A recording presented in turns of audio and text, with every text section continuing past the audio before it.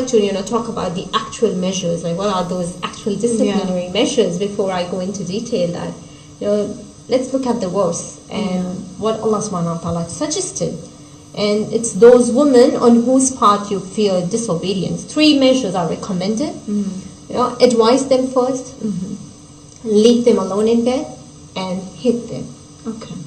It's simple, like advise them means explaining the rule of Allah subhanahu wa ta'ala and encourage her to be obedient. Okay. And warn her against disobedience. And if it produces the desired result, then all well and all good. But if it doesn't, then the other measure which he can use, as husband can, refuse to share the bed with her and not being intimate with her, or by not sleeping. And if this doesn't work and it does not bring the desired effect, then the 3rd measure, which is permitted, I want to make this point very clear, that he is permitted, not obliged here or not encouraged, but he's permitted to hit her. So how do we understand this? SubhanAllah, that's what a beautiful, the blessing from Allah subhanahu wa ta'ala. That he said not to take all the steps, at one time. It is one after the other. But before, I directly want to elaborate on what that, that part is. What is the 3rd option? All right, thank you very much. Peace of Christ to all. As you see, she is describing beating a wife as something beautiful. First of all, Muslims always, they lie to us when they read their Quran. She said that you have to go through 3 stages. First, you admonish her. Second, you stop sleeping with her. Third, you beat her. The fact it doesn't say that in the Quran. Muslims are a bunch of liars as usual. This is the Quran in front of us, and I challenge the Muslim to show me where is the word first and where is the word second and where is the word third. But for sure they can lie to you in the translation, because they assume that you are ignorant when it's come to their book, especially it is written in Arabic. And any knowledge you are going to earn is going to be about what is given to you in a translation. So now if we go to the Quran, chapter 4, verse number 34, you will see clearly that it doesn't say any of what she's saying about scourging first, admonishing first, and etc. All of this is just a pure lie. Let us make it clear for you guys, so you can read it with us, and we can show you how Muslims fabricate stories. If you read with me here in the verse, it says,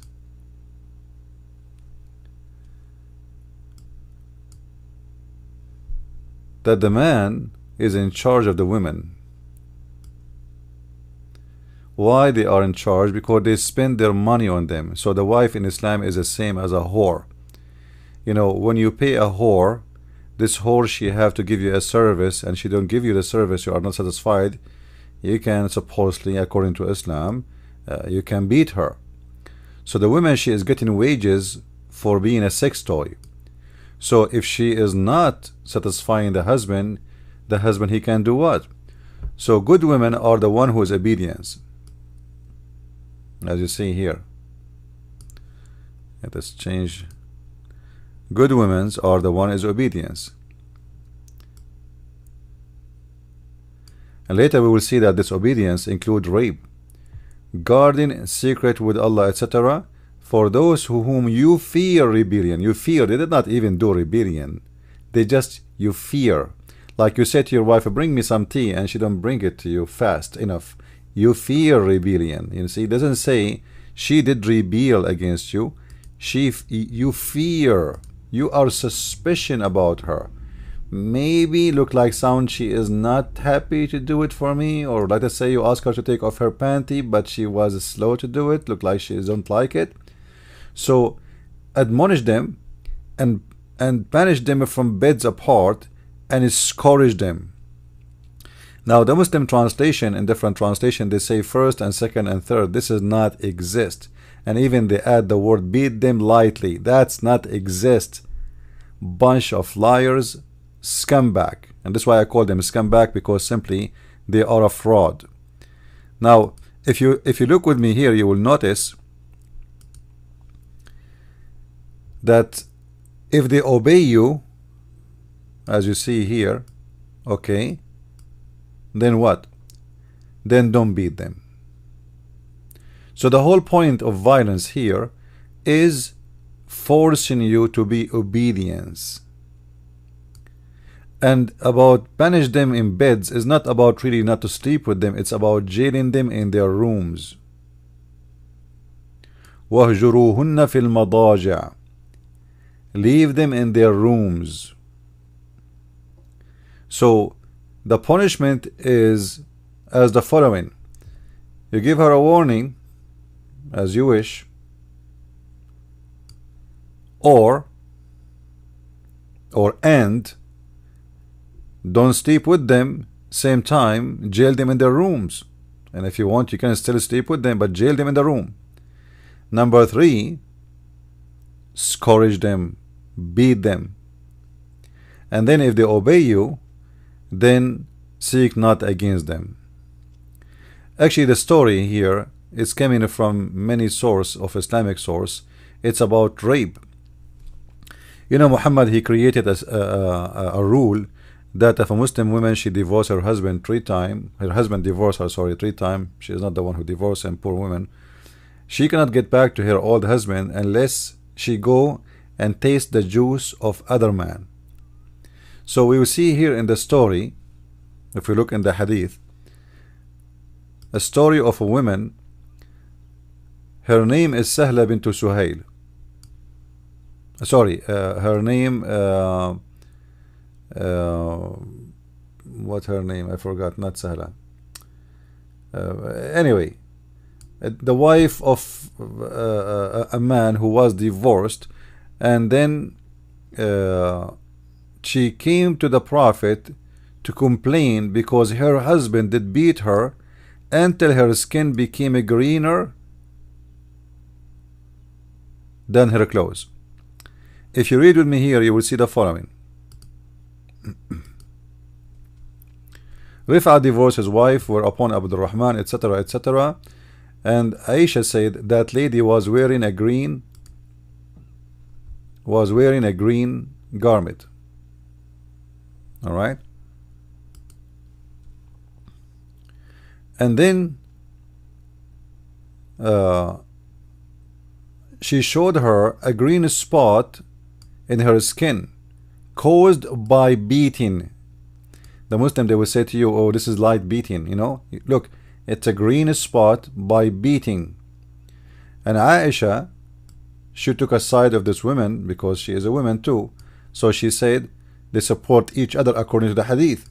So when Allah Messenger came, Aisha said, I have not seen any women suffering as much as believing women, which means Aisha, she is announcing clear words that Muslim women, no one suffer as much as they do. Look, her skin is greener than her clothes. Her skin is greener than her clothes. That is a severe beating. And this for sure, those spots will stay there for the coming 2 months at least. Then Abdul Rahman, the husband who did beat this woman, follow her when he heard that she is coming to meet Muhammad. So when he came, Muhammad, he asked, you know, he is supposed to be the judge, right? So he asked about what happened.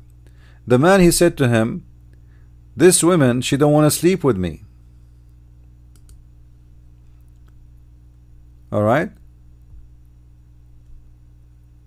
She don't want to sleep with me.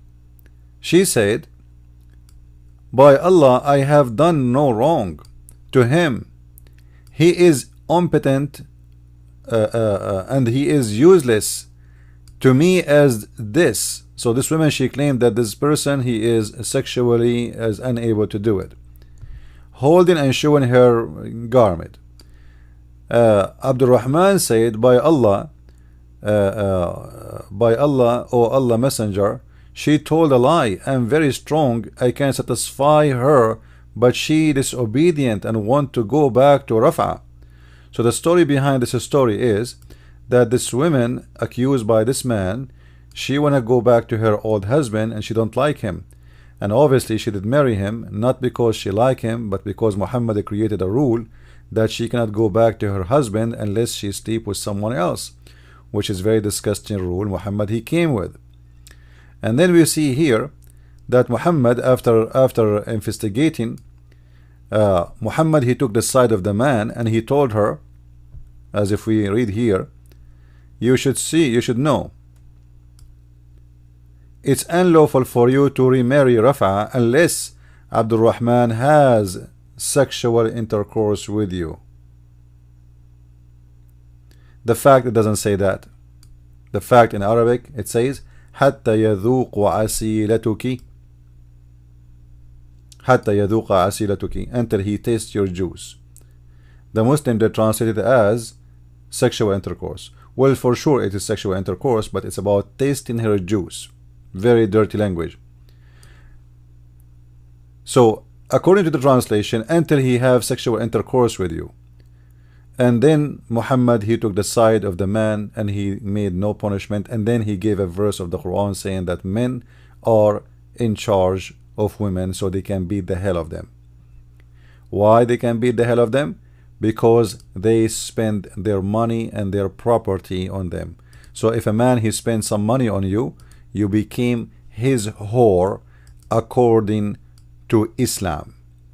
And for sure she was saying in the video, I mean, how beautiful it is. You see how beautiful it is? It's so beautiful that Allah he made Muslim women equal to a whore. Very beautiful. I mean, how in the world you can not see how beautiful that is? What's wrong with you people? It is so beautiful.